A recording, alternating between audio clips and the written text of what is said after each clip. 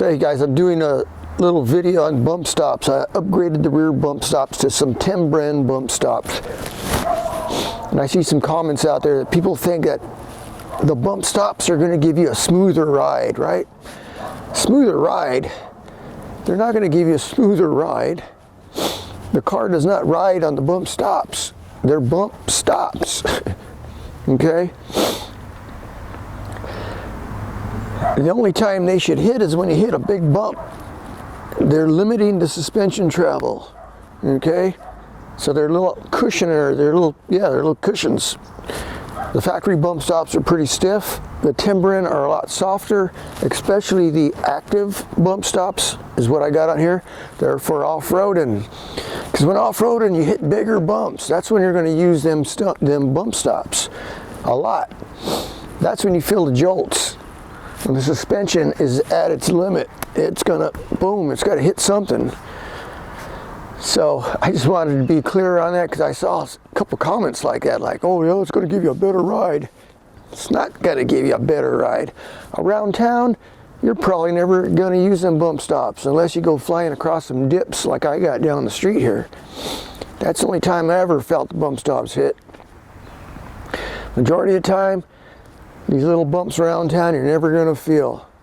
There are more than just Timbren bump stops. There's other companies out there, just look them up.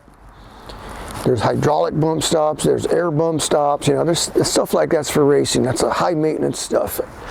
It's good stuff, but you really don't need it for hitting the trails. GM Performance makes some hydraulic bump stops for these things. Look them up. It's a whole kit. I even think it comes with a cross member for the rear. And in the front, I think you got to do some welding, you got to cut the old ones off.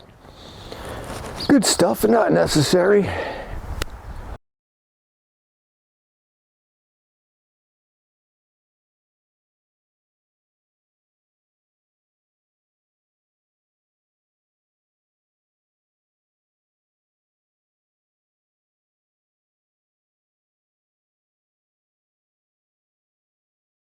This is what our Timbren active off-road bump stops look like when they're installed. These are going to be a direct replacement for your factory bump stops. They're going to be constructed of a natural rubber compound. These are going to be an upgrade over your factory bump stops, especially if you will be taking your truck off-road. You can see here we have our factory jound stop or bump stop next to our new one that we just installed. You can see quite a bit of difference in one, in the height, two, in the thickness of it. Now the difference between these two is the factory one is really stiff rubber. The new one is a little bit softer. So what that means is, with our factory one, when our vehicle bottoms out, sometimes you'll feel that it's like a jolt. It hits real hard. And that's because this piece is so stiff. With the new one being softer, this spring is actually going to absorb that jolt so you don't feel it. You get a much more softer bump, much more comfortable ride.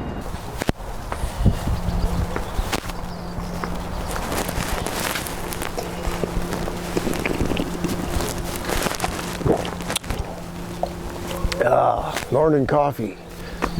So morning out there, it's Tuesday morning. I've been editing some video because I've been installing the Timbren bump stops on the rear of this 2018 Colorado. Okay, so now this is a lifted Colorado. This has a 6-inch lift. It's got custom springs all the way around. In the rear, instead of running lift blocks, I'm running the 5-over Atlas Expedition packs.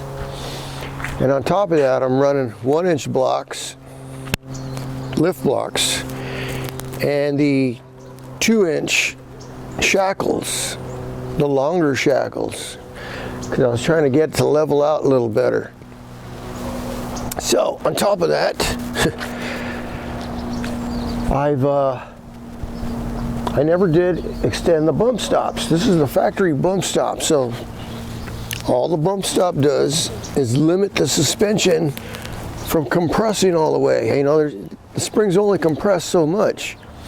Parts will only move so much, like in the front. All those suspension parts, there's a limit. This is the stop right here, the bump stop. So if I had a stock Colorado with stock suspension, these hit the frame. This is the stop. That's all it is. If I were to max out the load and the truck was all the way down, they'd sit on the bump stops. It just limits the compression of the spring. So without this, it'd be metal on metal, bang, bang, right? So it's got a little rubber pad, a little rubber cushion. So because I got the different suspension, I got more of a gap there now, and these aren't touching at all. Instead, I'm bottoming out on the shocks. And at the same time, I'm over flexing the new springs. That's just my theory, okay? Because I just broke a spring a couple months ago. I broke this spring. Yeah. And I was researching springs. I says, well, usually that's because you're overloaded. And I'm thinking, well, maybe not. I wasn't overloaded. I wasn't loaded at all. Maybe because I overflexed the spring. Without these, I was off-road on a really rutted out section, going a little too fast, and bang. So, upgrading the bump stops to the Timbren active suspension bump stops. These are made for off-roading. They're already installed. They do make another set for people who tow heavy loads. Those kind of ride on the spring, on the bump stop, acts like a helper spring. You'd have to look those up. The active suspension ones have more compression to them, so they're softer. So they're a little bigger, but not much bigger than this. So I still had to put a spacer on them. How much of a spacer, I didn't know, so I started with a 3-inch spacer, which it looked kind of tight, but let's try them out. That didn't work out too good. So I cut them down, I put a 1-inch spacer on there, and that seems to be about right. Now they're making contact. Now you can feel them. You couldn't feel these. These things weren't even touching. And I'm talking just on dips around here. We got some pretty big dips. You hit them fast enough, you'll hit the bump stops. On a stock vehicle, around town, there's hardly any big bumps you're going to hit that you're going to be on the bump stops. You're going to have to hit some hard bumps. That's why they're made for off-roaders, okay? Off-roading, if you get crazy, like jumping your truck, you're going to need to upgrade the bump stops. I don't plan on jumping my truck, but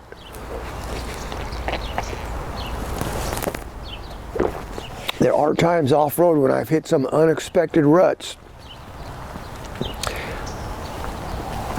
Like when I busted the spring. Don't want that to happen again. I was lucky I was able to drive home. Had to rig it up, but I got home. Another good thing was I wasn't too far into the mountains, because that gave me some body damage right here. Getting up the bottom of the fender, I could fix that, but also caved in the top here. Not much. It can be pulled out, but that's what happens. The tire comes loose. Nothing holding the axle on there once the spring breaks.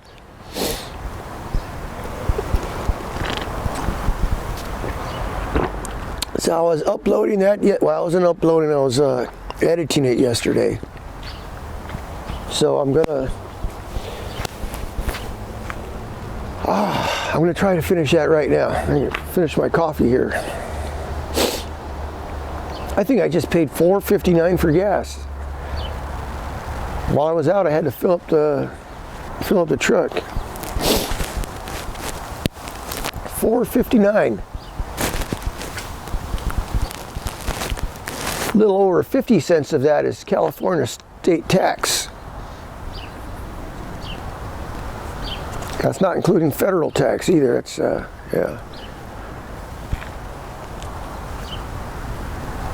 I don't understand people here in California. They try to throw the governor out. Oh no, they keep the same governor. They keep voting the same people in office every year, and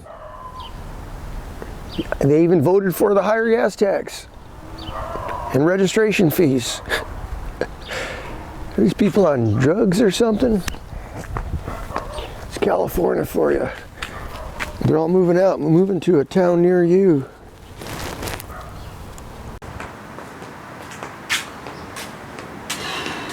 So, hey out there.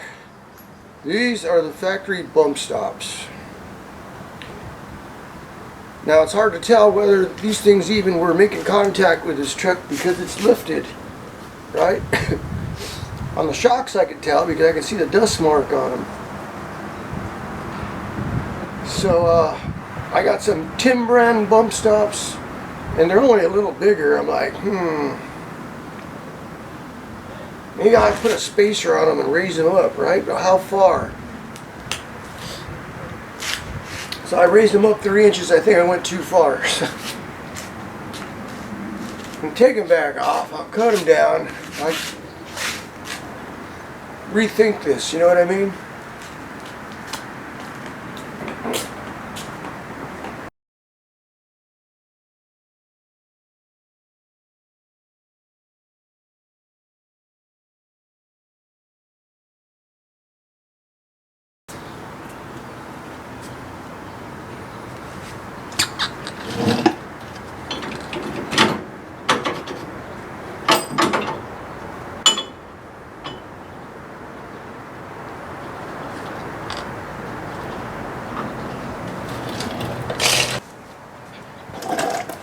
Alright, so here's the factory one, right? This is the Timbren. You know what? These are barely hitting. I think my shocks are bottoming out before these things even hit, so. This is the factory replacement. I think I'm going to add 1 inch to these. So they'll fit like that.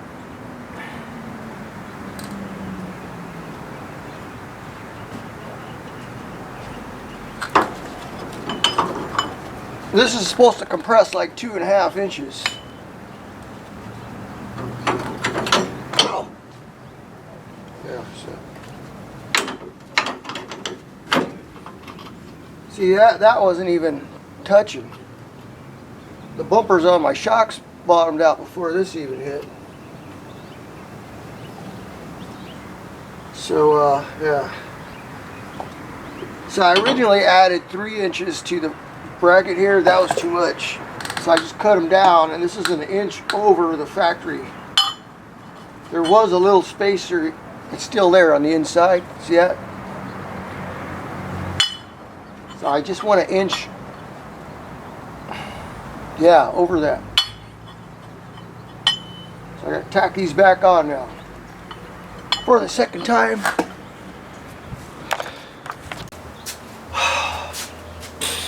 Well, what can go wrong will go wrong, right? This should be so easy.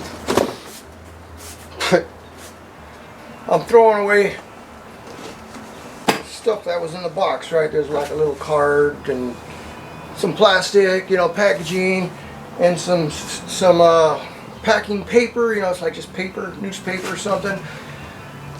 Oh God, okay. So inside the paper there's something. I go, hey, what's in there, right? Those bumpers go and sit on top of this thing. I got crap, I got everything all in. All I gotta do is torque the wheels, and it's like,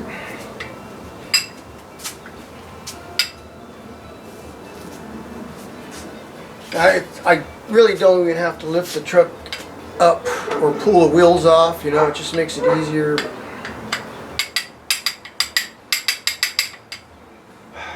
Well, I guess I'll do it one more time. I'm not going to take the wheels off this time. I'm not going to jack the truck up. I just got to loosen the U-bolts up. Take the bumpers back out. Put these in because they're screwed in from underneath. I'm gonna get me a cold one first and think about it.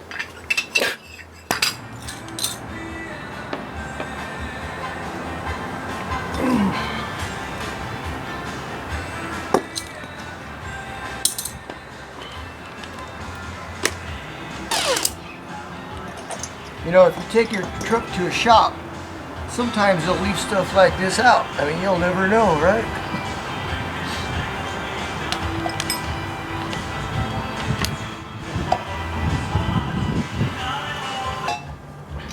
So you gotta put that on there, then through there,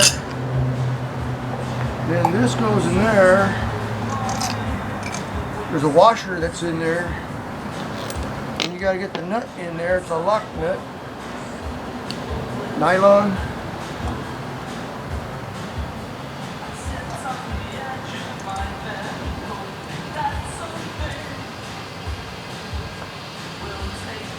I think I got it.